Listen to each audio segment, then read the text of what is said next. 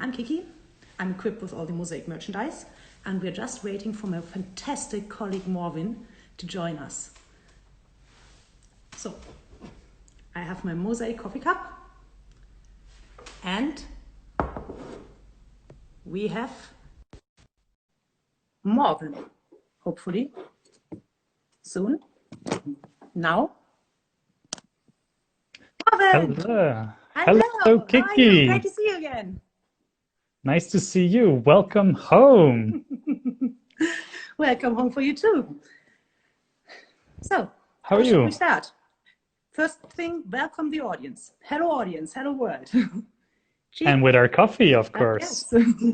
Cheers. I Morven. do not have the nice mosaic cup, but welcome everyone to the coffee break for Mosaic. And I see some people of Flag 4 are joining us and waving at us. This is great. Hello, friends. Oh, that is nice. Yeah. Okay, let's start with an introduction. Who are you? Who am I? Yes. Well, thanks everyone for joining. My name is Morven, and I'm an oceanographer and climate scientist from the University of Bergen in Norway. And that's where I am now. Just came home today, actually, Oh, to right. the city of Bergen. Mm. Good. Yeah, I'm Kiki. I'm physical oceanographer from the Alfred-Wegener-Institut in Bremerhaven, where I'm currently sitting in my living room. And well, I'm here since last week on Monday when we got off board from Trioshnikov, the vessel that brought us home from Polarstern. And this is now a bit more than a week ago, isn't it?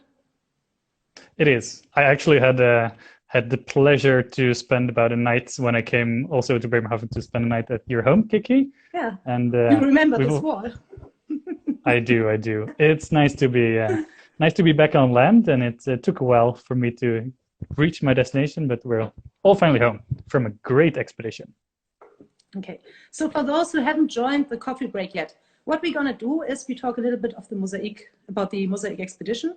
We both have been members on leg 4, just returned, as we said.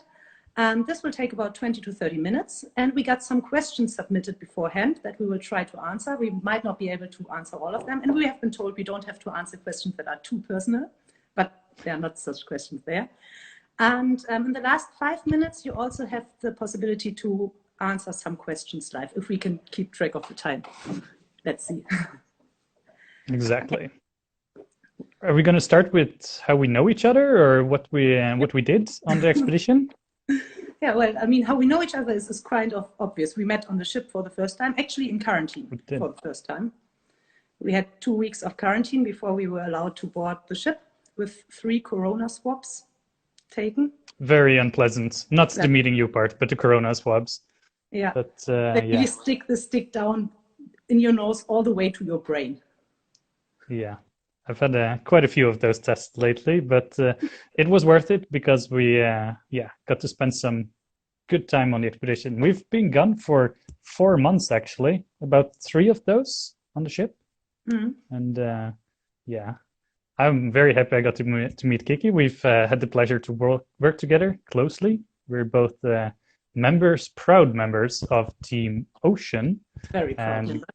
Kiki here was the leader on board for the team, and I was the humble oceanographer helping her out, and had a great team. And the wonderful replacement leader when I was not in the mood to lead anything. Definitely. It was So, amazing. for those who maybe know that the Mosaic expedition, that's really organized in these different teams that do all the various tasks. So we have Team Eco, water with everything that lives in the water and the ice, and then we have the ocean, like us. We really care most about the ocean. We have ice people, atmospheric people, people that handle with the logistics. So yeah, Media maybe we persons. should shortly, media obviously too, get all the information out to you guys watching. But what were we doing? In Mosaic in general or in the ocean team? No, what were we doing in the ocean team? Why were we on board? So, well, our task was in this whole mosaic of different interdisciplinary researchers to investigate what the ocean underneath the ice does. So we measured the properties of the water. Is it very saline? Is it not so saline? How is the temperature? This is very different if you are in the very near surface layer, or if you go down the ocean. The deep waters are actually quite different from the waters at the surface.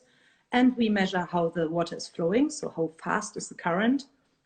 And that's basically the backbone of what we did.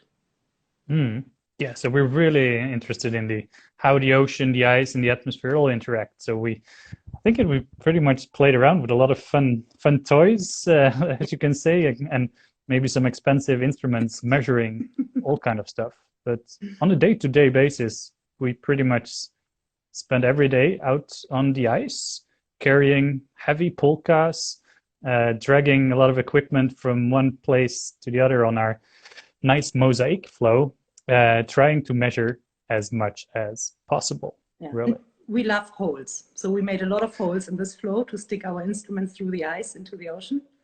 Yeah, people did make fun of us a lot, but the Team Ocean, we love our holes. It's really the only way to get down to that ocean is to drill holes through the ice.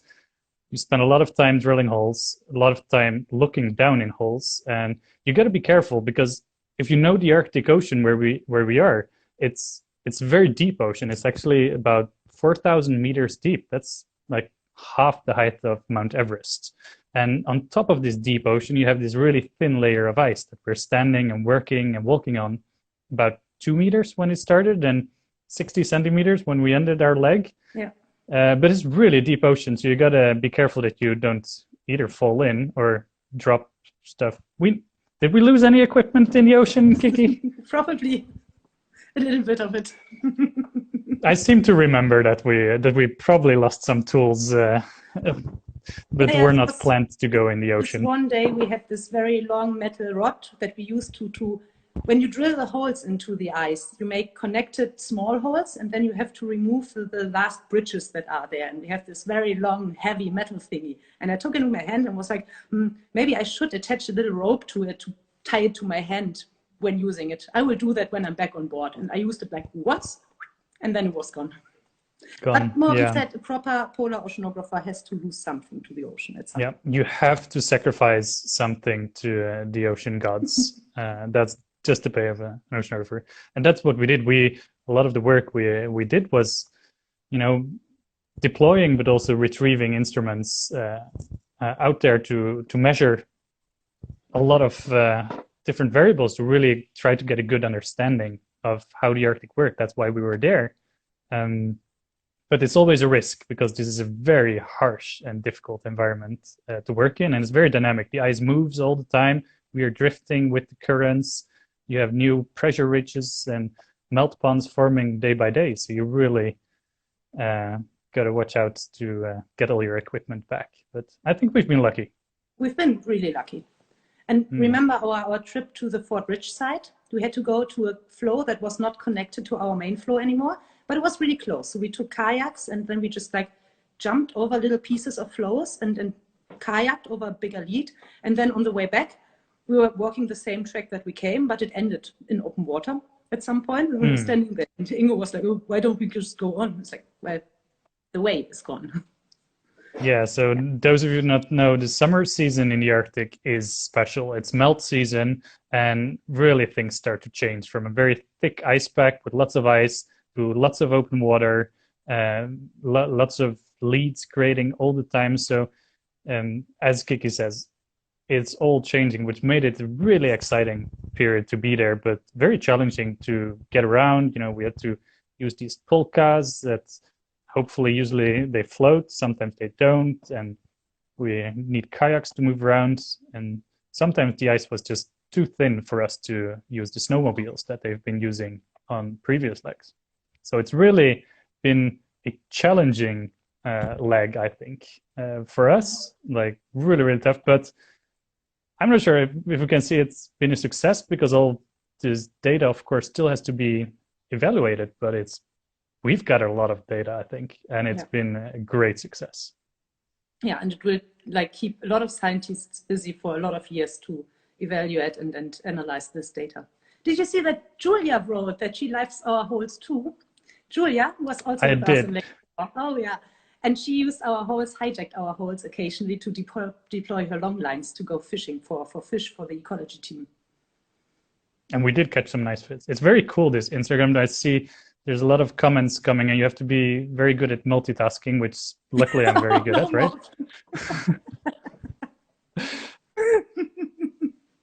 So to point that out, Morven could slightly improve his multitasking occasionally. Let's say that I'm focused on my task at hand. Yes. Oh. Okay, Yeah. so we somehow got stuck on question 1. How do you know each other? We didn't really get further. Second question. It's good to get a good summary of who we are and what we did. And I also think we don't have to stick to this format for two. Oh, no. No. So next thing is about drinking tea or coffee. So I'm certainly not drinking coffee because it's way too late. But what are you drinking? Not coffee. Okay, so I'm drinking coffee. Well, I generally. You remember this one day where we went out to the field together and you forgot to have your coffee in the morning? Yeah. And I just couldn't talk. Just could talk to myself the whole day because you were just not responding. Coffee is needed, and I think a lot of we had some. I think it's a pretty good coffee on Polarstern. Not as good as the Italian coffee I drink at home, but still, it's needed. For those of you who don't know, like it's long days out there, pretty intense, working 7 days a week. Sometimes even 12 hours a day. You need your cup of coffee and your chocolate. Yes, it's even more important. Do you remember the day we ran out of chocolate?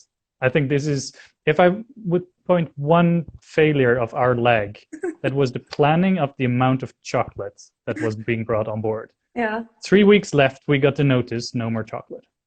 Yeah, and the chef, the stewardess in charge of the shop, she already told us like 3 weeks after we started that we had eaten nearly most of the chocolate there was, like over 400 bars of chocolate. Like we were not drinking a lot of beer, but we ate all the chocolate. You do need energy though. Working on the ice it's physical. Yeah. And yeah. Yeah, and also chocolates is kind of a currency to pay your helpers and your volunteers with. So whenever we needed helpers or for our bear guards, we always brought some chocolate to please them a bit. And it's a nice Definitely. thing. Like wherever you passed, you just got offered chocolate and you just offered chocolate to the people who passed. It was a nice family-like team building thing. And since we were a pretty small team, the ocean team, we often needed help from a lot of others. Ocean friends, we called them, people to keep us company and keep us safe from polar bears. Ocean slaves, we sometimes call them as well, but that's to be fair.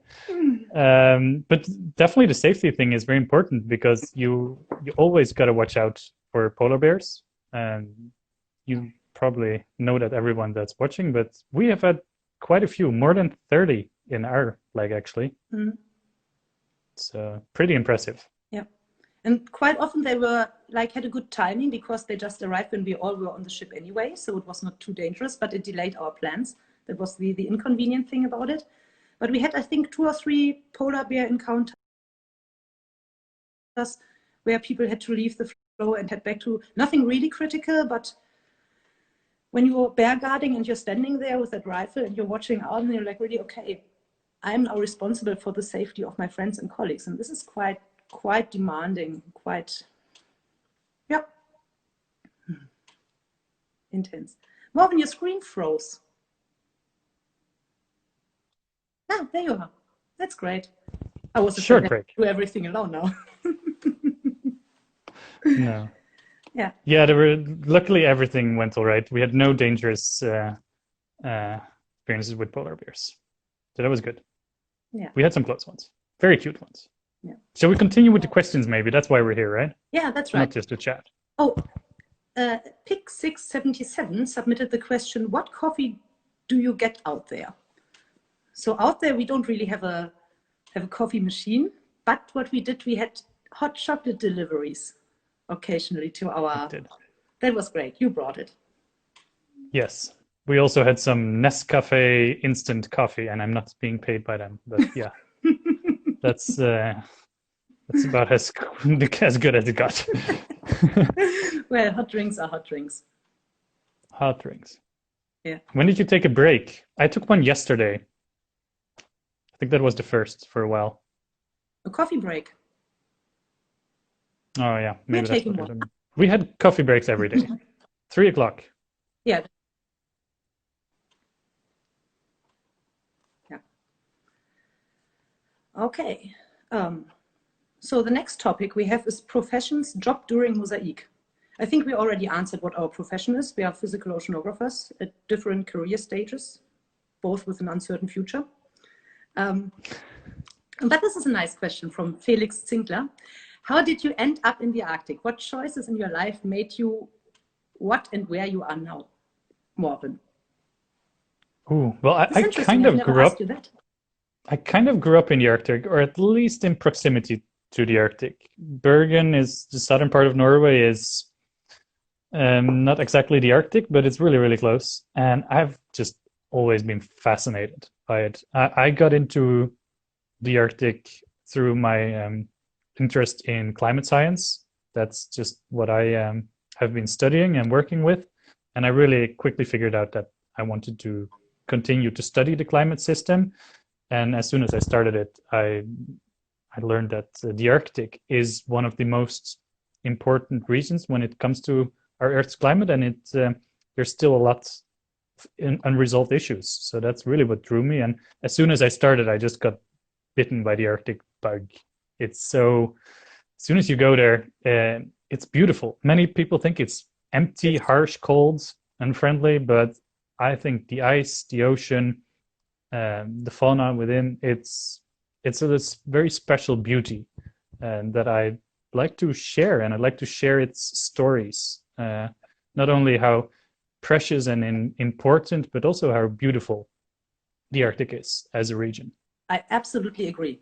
So the first time going with the Polarstern into the ice, which was fascinating, and working on this ice and everything, is just so impressive and so cool. You just stand there and you look at it and you just, wow, this is overwhelming. This is so, so cool.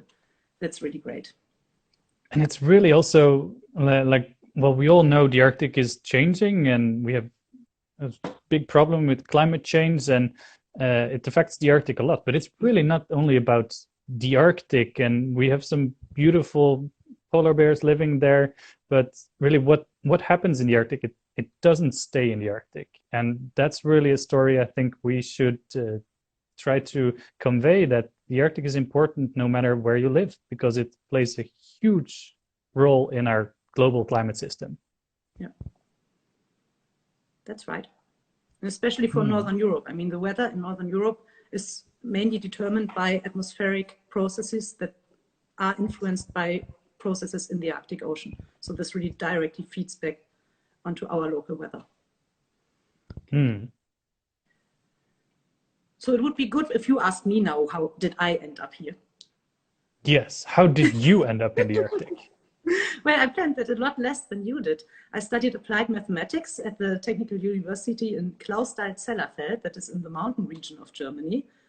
And then I saw a job advertisement at the Institute for Baltic Sea Research, where they said PhD position with multi-week long sea cruises. So I was like, well, that sounds fun.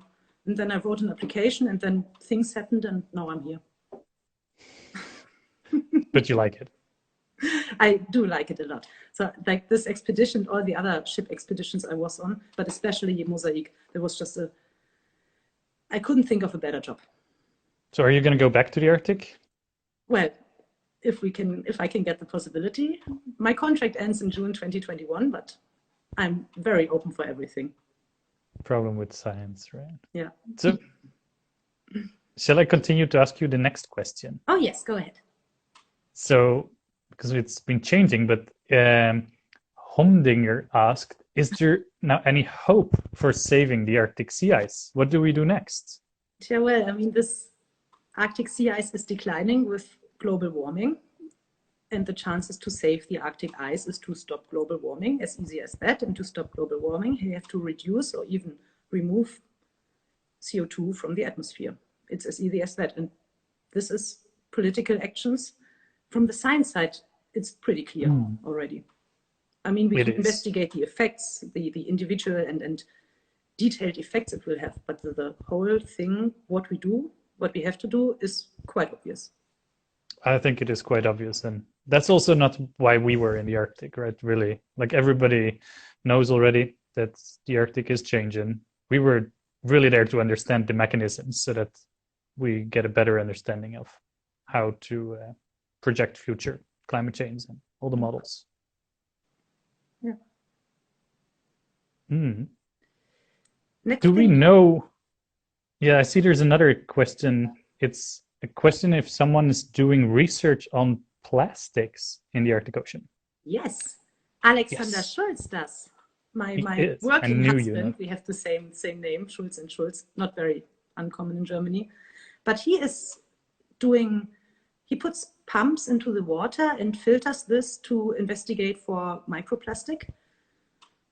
I don't know what he's doing exactly, but there is someone, and we can get you, Antarctic Dovna, the one who's posing this question, we can get you in touch with him, but he's still on Polarstern then because he stayed also for like 5. Yeah, so we may have to wait a bit, but yes, there's definitely people doing this. Yeah. So I can't pronounce the name of the one who asked the next question. Brian Ilvmo. However, what can I do to work with you if I'm not a scientist? How can I apply for any job in your expedition? Well, I think for Mosaic it's a bit too late, but you can go on ships without being a scientist as a crew member, I guess. Or even if you're a good writer or photographer, we have media people on board. But otherwise, yeah, we are mainly scientists, right? Yeah. So. But I mean, the crew, and these persons are incredibly important for us. I mean, there's the stewardesses, the cooks who provide us with food and keep our cabins clean. There's, of course, the nautical officers, the captain. They are the backbone. They are taking care of us and the ship, and we couldn't do anything without them. And the decks crew, who is doing all the crane operations, who's helping us with all the stuff we had. They were also really, really kind. And it was always a great pleasure when you came home from the ice with this heavy, heavy pulka. You dragged it already like for half a kilometer over the ice. And then you reach the gangway and that goes up really steep. And then you're just like, oh, I can't anymore. And then the crew member comes down the gangway and grabs your pulka and lifts it up for you. This is just amazing. That was always like these heartwarming moments where you're just like, okay, thank you so much. Yeah, and it's a doctor. Yeah, I see a good comment coming up here. Definitely a doctor, nurse. We need to be completely self-sufficient, right? So we were all alone. It's not that you can go to a hospital. Luckily, we didn't have any accidents, but we need to be prepared for anything out there.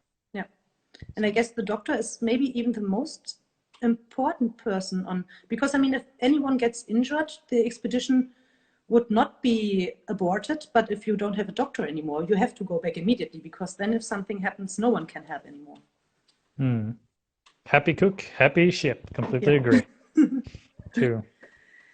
Yeah, and then, well, and of course the machine guys and the electricians and electronic persons and the system administrator. So there's a lot of jobs on ships that you don't really think about when you think of ships, but they are all necessary.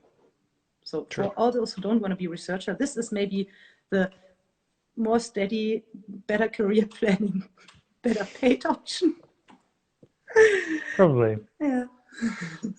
All right. Shall we continue? There's a question about an internship as well.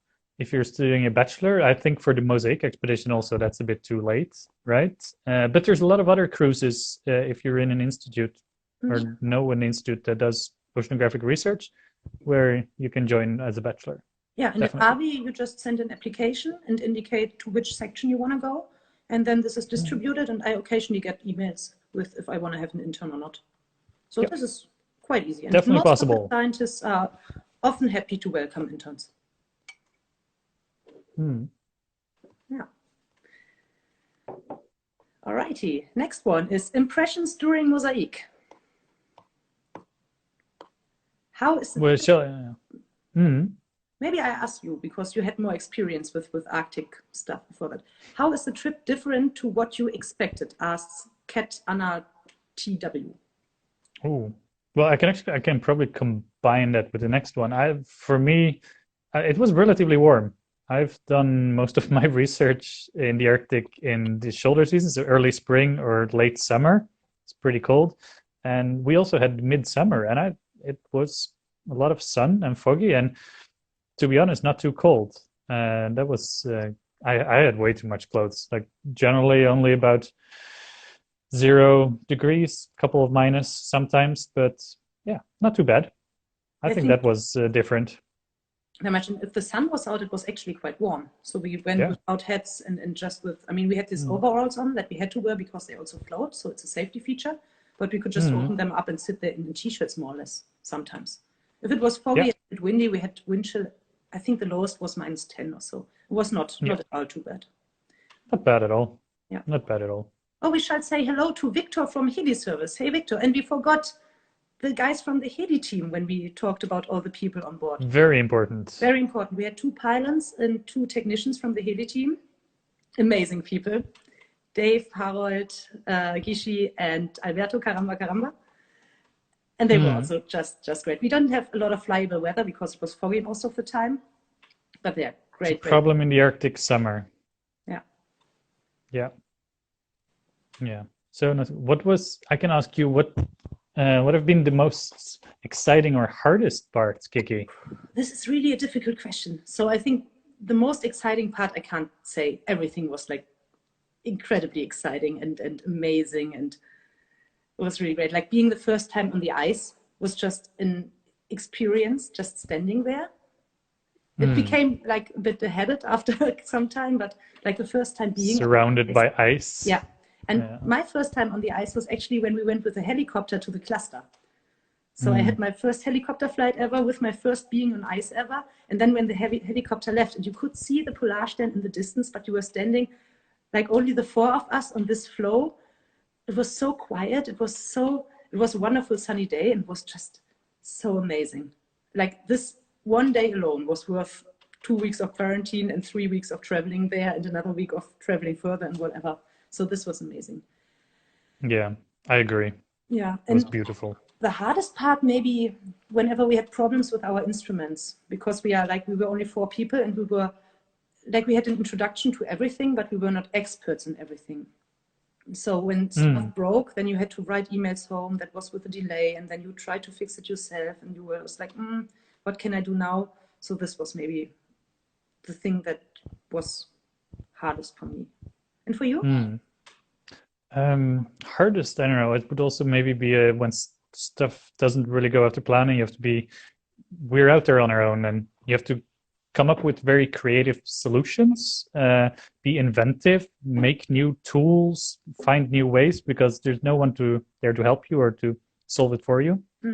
But I think also that was the most exciting part, kind of at the same time, to be problem solving. And the best thing for me with this expedition is that we were this great team, and just the whole team effort that was there was amazing. We're a group of people that all share this dream, and we want to get this understanding and collect as much data as we can, but we know we have to work together. If you're alone out there, there's no way you can get anything done. You depend on others, and you have to trust others for your safety, get stuff done. And that was beautiful with Mosaic. If you just needed help, people would just come to you, and we would help each other. Amazing.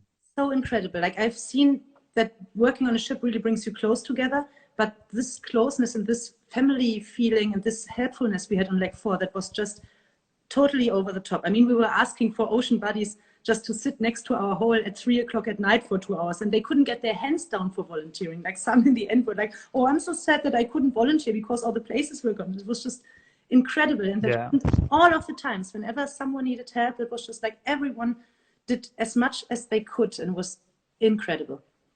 Yeah, it's really a big team effort, and it brings you as a family. And I think we were called the hugging leg. Yeah. Maybe because everybody was really deprived from hugs after our quarantine period, but it just shows how close we got with each other.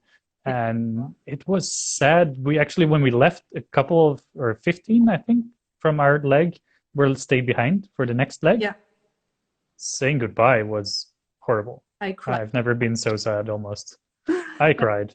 Yeah, and then when the Triashnikov came to fetch us, and then the next morning the ships departed, and of course they played some very emotional music, and we were just all standing there and all the tears, and it was so sad. Piano Man was the music that was being played on the speakers while everybody was sobbing, and we had to say our goodbyes. Oh, that really was an impressive moment. Yeah. We are a bit running out of time, but I think that's okay. We just take 10 minutes longer. We are half an hour already. So we do a few more minutes to talk about everyday life, right? I think so. I'm enjoying this very much. This is fun. And I'm really looking forward to the next question. What are you doing on your free time on ship? So free time? What is that? Well, first of all, we have to explain the concept of free time on the ship.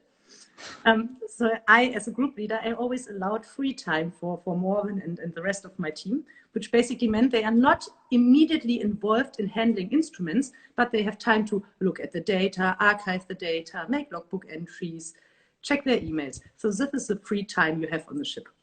Yeah, there was less whipping around during that free time. Yeah, but basically, I mean, yesterday I had the first time that I was all home alone here, and I got the concept of being bored again. Like, what shall I do now? That was never the question on a ship. You were always busy, you were doing stuff, and you have a long list of stuff that you have to do in your free time. So you're never bored. You never don't know what to do next, because there's always so much to do. Gotta mention, we had a little bit of free time, and you gotta mention waterball. I know you never joined, but I'm a big fan. There's actually a tiny little pool in the Polarstern. You can't really swim in it. It's both too short and too shallow, but there's a basketball net, and that was really fun. So we did have some sports. That was fun. Oh, we got greetings from my former flatmates in Clausthal-Zellerfeld and the dog. Greetings back and hug the dog for me. Okay. Another question I looked forward to. Do you sink your drinks in the water to keep them chill? A can of Coke or so? Not that, but we have the tradition of the last CTD. Important. What do we do with the last CTD? And what is a CTD? Okay, so a CTD is one of our, the most common oceanographic instrument. It's basically a massive, big thing with a lot of bottles attached that you can close with a computer whenever you want, and a lot of sensors that measure, for example, the temperature of the water or the oxygen content and the salinity. And I think we had 10, 12 sensors on that. And this instrument, it weighs a lot. That gets with a crane over the side of the ship into the water and is then lowered all the way to the sea floor on a quite thick steel cable that also transmits data. And on the way back up to the ship again, we close all these bottles so we get water from different depths, mainly for Team Eco and Team Biogeochemistry. And the tradition of the last CTD is that on each cruise, the last CTD, one bottle is filled with a drink of your choice. May not be carbonated, because then all the bubbles go out when it gets to the high pressure regions below. And this is then lowered down and hoisted up again. And then you have a cool drink that you can enjoy with all the people on board. So this is, I think ours went down to 1,000 or 2,000 meters? 2,300. Pretty good. Yeah, that was cool. Yeah. And what we also did, we attached little styrofoam cups, and they shrink. So they are like the normal size of a styrofoam cup at the beginning. Then we paint stuff on them. And then when they have been at 2,500 meters, they are only like this big. We should have brought our styrofoam cups. I just realized now. Oh, I can get them. Can you entertain them for 1 minute alone? I can do that. We're almost getting there. Maybe I can. You can answer the next question. What personal items did you take? Ooh, what personal items?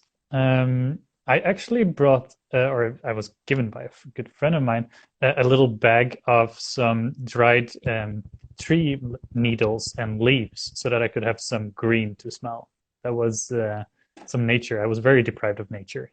That was great. Yeah. And then we have the cup. Yes. Look. Can I get it closer?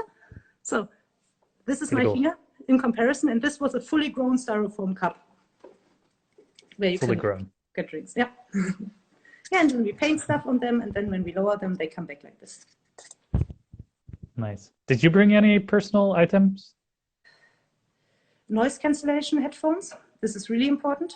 So you can, at some point, switch off all the sounds of the ship. A little polar bear that my mother-in-law... Your unicorn pillow, or that wasn't yours?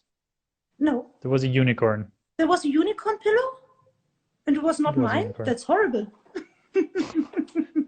Somebody brought a unicorn. No, no. Anyway.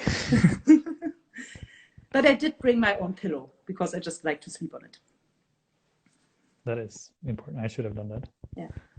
Do you crave for city life? Not at all. I would have loved to stay.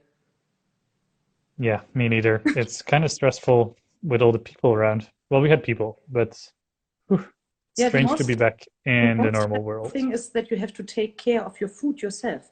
On a ship, you have two options. Either you eat it or you don't eat it. And here you have like all this variety of stuff. And the first day, it's kind of cool when you're in the supermarket. It's like, oh, I want to have this and that and that and that. But after day 3, you realize now you really have to go to the supermarket and get stuff and prepare it yourself.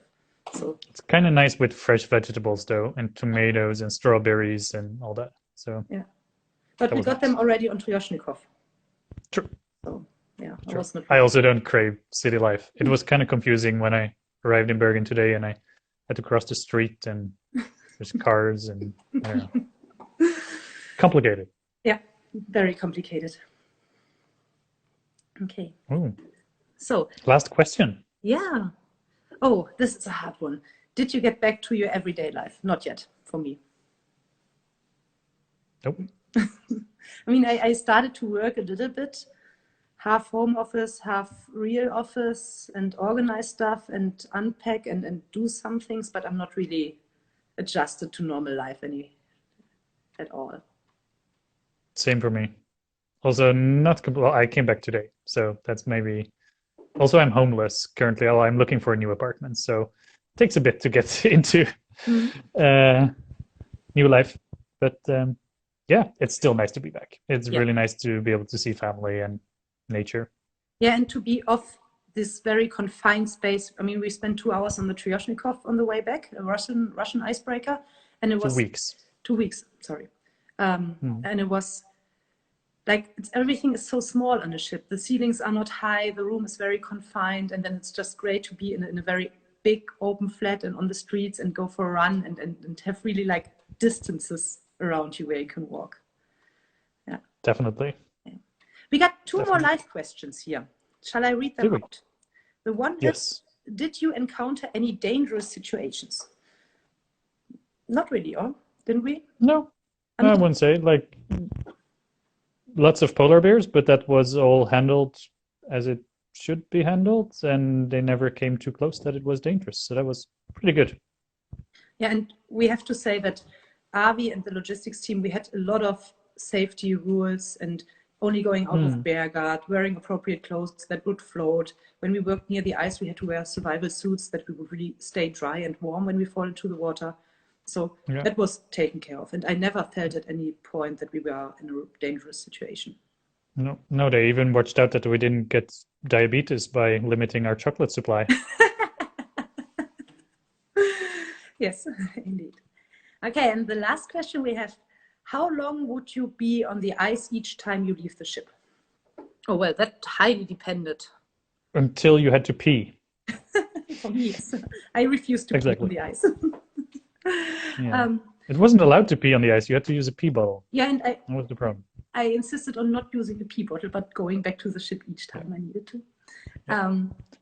Couple of hours, I guess. Yeah, I think the morning slot, a day. 2.5 hours, and the afternoon slot was 5 hours, from 1 to 5:30. I'm not good in calculating things, but we could also stay out over lunch, and I think the longest was then from 9 to 5:30, so 9.5 hours. Yeah. I think I was out from breakfast to lunch to dinner a couple of times, but yeah. And sometimes when we made something like a 24-hour sampling, we switched people in between, so you can't stay out 24 hours. I mean, I guess you could, but we didn't do. So true. Oh, did walking on the ice feel like walking on solid ground? Most of the time, yes. But sometimes the ice was really wet and really slushy on top, and then you sank in to above your knees. That makes it a bit more exhausting than walking on solid ground. And especially very wet ground. Yeah, very wet ground, like more in a mud flat or so, but less dirty. And then in the very end, I found it really impressive. We had some of the melt ponds on the floe that were melted through, and you could really see the ocean next. And then you got a feeling for, wow, I'm standing on really thin ice here. And this kind of, but walking was, it feels a bit like solid ground that is a bit slushy, wet, Yep. like a winter. Yeah, it does. I think, yeah, it's thin ice. Sometimes you felt that, but mostly it felt like solid ground. I think it only felt weird when you had a hole right next to it and you drop something in and you see it disappear in the ocean, and then it's like, wow, yeah. Yep. Okay, I Cool. think this is a nice way to end. We are only 10 minutes over time. I mean, this is still fine. Pretty. That's like Yeah. uncertainty in the measurements.